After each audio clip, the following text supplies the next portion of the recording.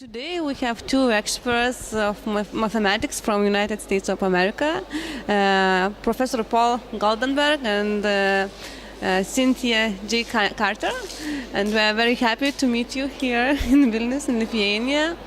And we would like to give you a few questions just to know what do you think, what do you think about Lithuanian teachers with whom you spent a few days before. Do you see any differences between teachers in your country or maybe in other countries where you work and Lithuanian teachers? Well, we didn't get to watch the teachers teach, so we can't talk about that part. But in terms of their response to their interest, their intensity, really impressive. Did you want to say?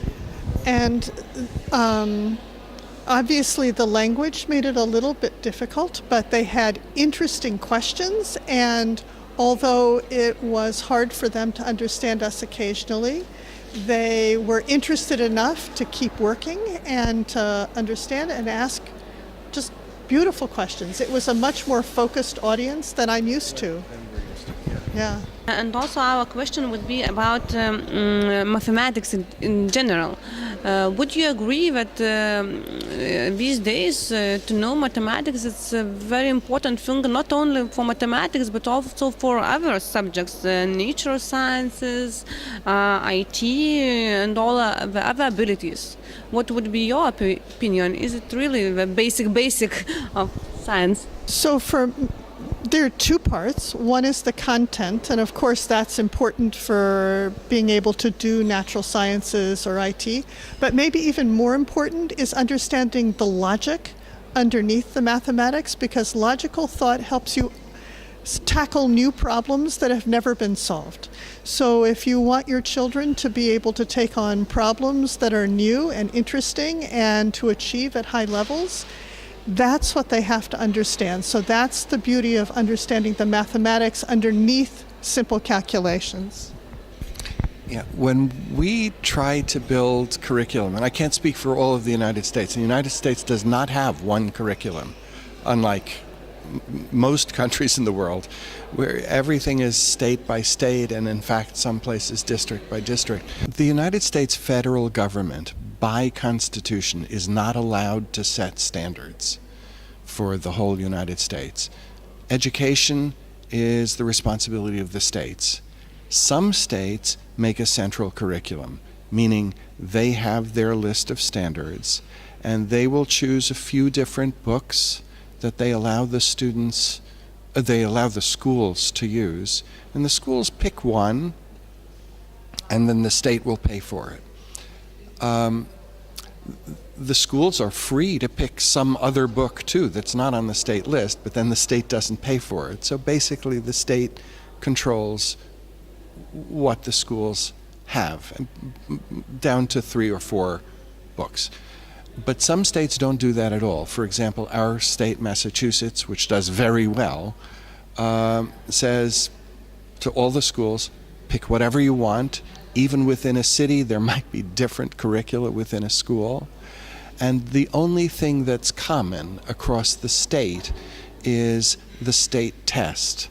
And that's the thing that I was saying we want to be a little wary of. It's a good idea to have standards and tests. It's not a good idea to have them being so punitive.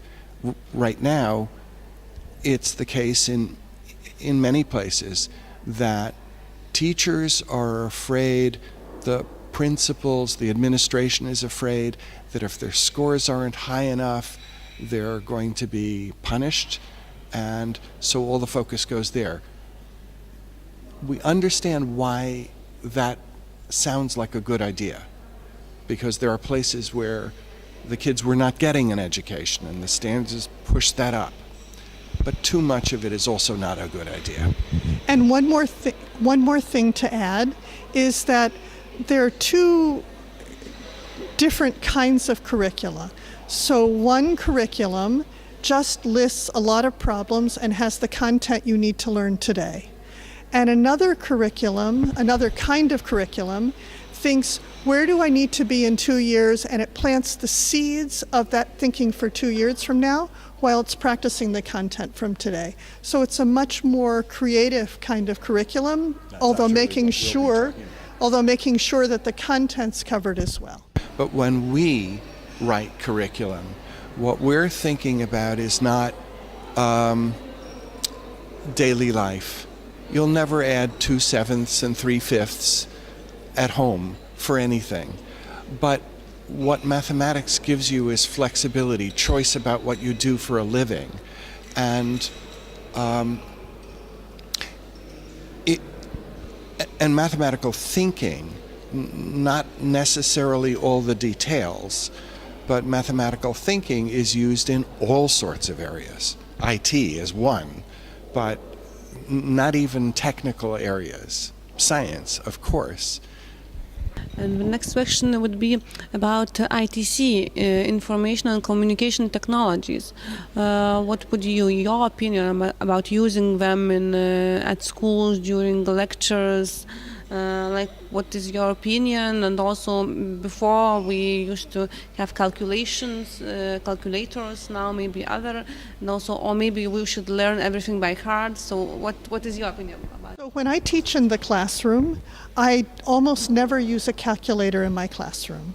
But what I say to my students is, if you're going to launch the rocket ship or build the bridge, of course you're going to use computers and calculators to make sure the calculation's correct.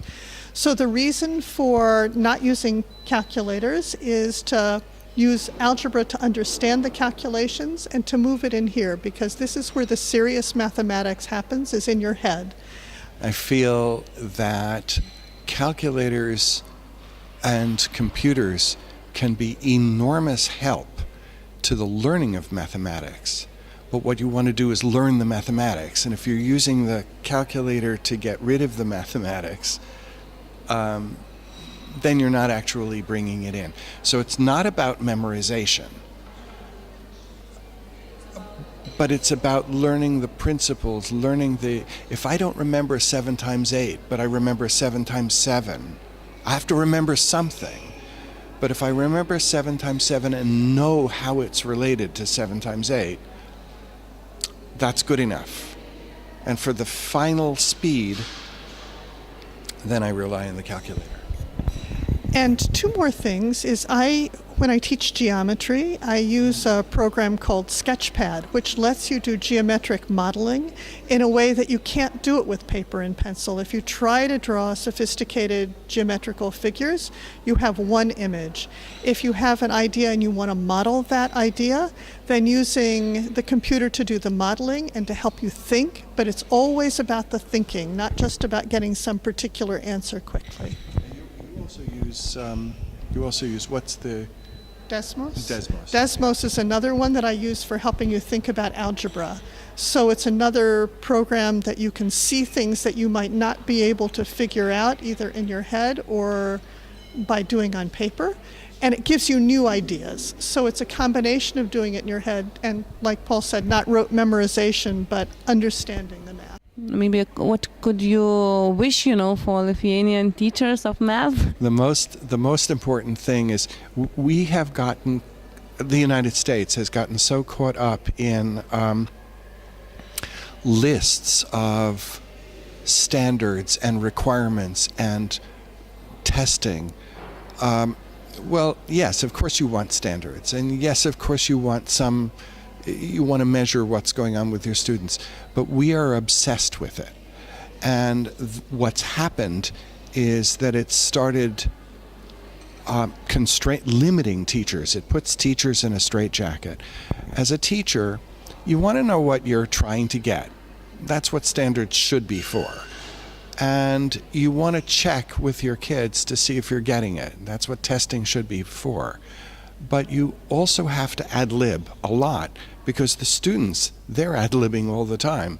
They don't have the knowledge you have. So they go in some direction, and you want to be able to follow them instead of thinking, oh my gosh, no, that's not on my list. So You some face that all the time. Right. Some of the best teaching I do is I think of what I want students to learn, and I see where their thinking is going, and I say, okay, if we follow their thinking that way, let's see how much further we can help them get and where they can go, and help to guide them in areas where they get the content they need to go. So it's really thinking about how students think about mathematics also.